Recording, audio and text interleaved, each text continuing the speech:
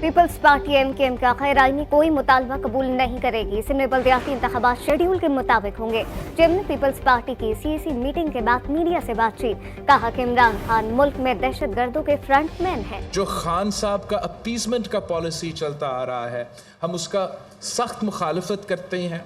हमने पहले भी मुतालबा किया और आज भी मुतालबा करते हैं कि ये अपीसमेंट पॉलिसी का ख़ात्मा होना चाहिए और दहशत गर्दों और इंतहा पसंदों का वही सलूक होना चाहिए जो हम किसी और क्रिमिनल के साथ करते हैं, और इस पे कोई कॉम्प्रोमाइज़ नहीं किया जा सकते हैं। हमने नेशनल सिक्योरिटी कमेटी का जो फैसले थे उनको सराहा, उनको वेलकम किया,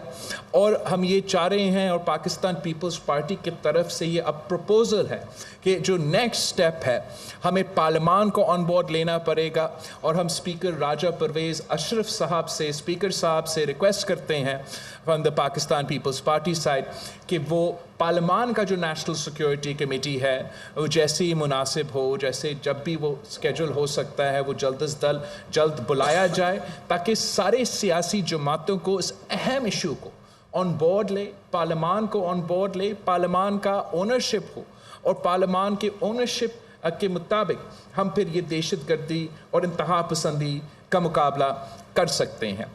नेक्स्ट पॉइंट जो हमारा था वो इकॉनमी के था। इकॉनमी के बारे में पाकिस्तान पीपल्स पार्टी की सीईसी में मुझसे बहुत से सवालात किए गए, तो हमने समझा कि मुनासिब ये होगा कि पाकिस्तान पीपल्स पार्टी भी नवीद कमर साहब की सरबराह में अपने